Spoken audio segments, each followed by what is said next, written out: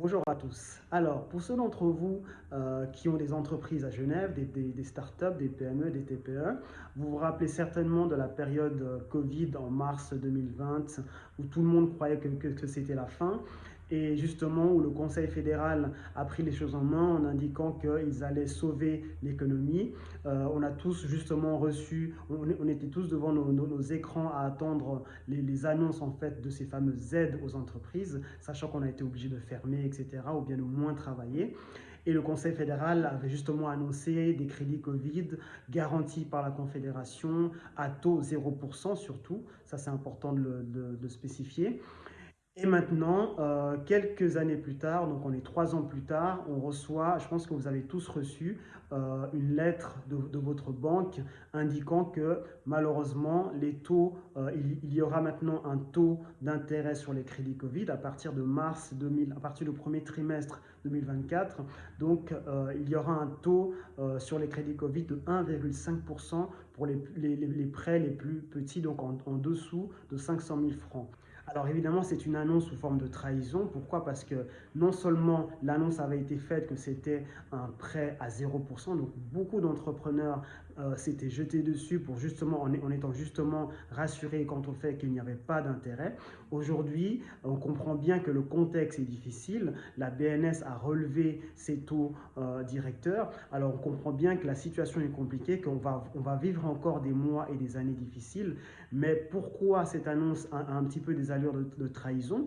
C'est parce qu'en fait, la situation est déjà très difficile pour les PME. C'est-à-dire on est dans une situation où on sort de la crise Covid, dont les conséquences continuent encore aujourd'hui. On a aussi la crise énergétique due à la guerre en Ukraine qui continue à avoir des effets, avec notamment une inflation qui ne cesse de grandir en Suisse. Donc en fait, c'est déjà très difficile pour les PME et on se serait attendu justement dans ces moments-là que la Confédération fasse un geste comme elle l'a fait notamment pour le Crédit Suisse en 2008 et aujourd'hui encore avec ce qui s'est passé avec la faillite du Crédit Suisse, on voit qu'évidemment la Confédération est capable à tout moment d'intervenir et de sauver l'économie. On peut évidemment se poser la question de qui est responsable de cette situation.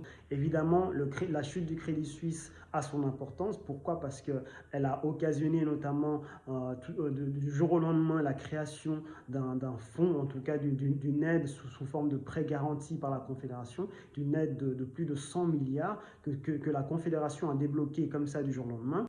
Bien sûr, ils n'ont pas eu le soutien du Parlement pour le faire, mais si vous connaissez un petit peu le système suisse, en fait, dans des situations d'urgence, justement, la Confédération peut agir sans forcément avoir l'aval du Parlement.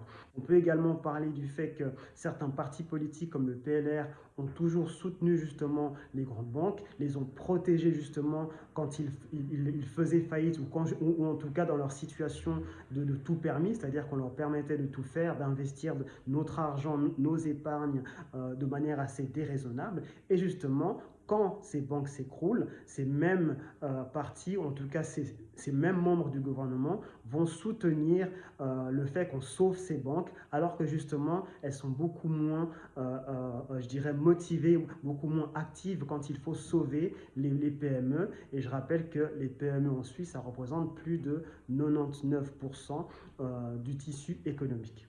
Il y a quelques semaines, je vous faisais justement une vidéo sur les élections en cours, les élections au Grand Conseil et au Conseil d'État. Les élections ne sont pas encore finies. Il reste encore le deuxième tour au Conseil d'État. Ce sera vraiment intéressant de voir qui réellement s'intéresse aux petites entreprises et aux PME. C'est-à-dire qu'il y a eu en fait des discours de la part de tous les partis, de tous les candidats sur le pouvoir d'achat le pouvoir d'achat des PME, sur justement le fait d'aider, de soutenir financièrement les petites entreprises, etc.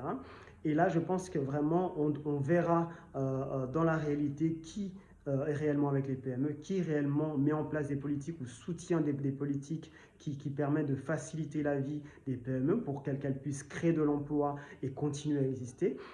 C'est toujours facile en campagne d'avoir des beaux discours, de belles idées de campagne, mais vraiment, chers entrepreneurs, soyez vigilants, soyez beaucoup plus concernés par les questions politiques justement. Pourquoi? Parce qu'il est important d'accorder la confiance politique à des personnes qui réellement agissent quand c'est difficile pour les entreprises et qui réellement mettent en place ou soutiennent des politiques qui permettent de faciliter la vie des entreprises et en tout cas de permettre la survie même des petites et moyennes entreprises. Merci de votre attention et merci pour votre écoute et puis je vous dis à bientôt pour un prochain sujet.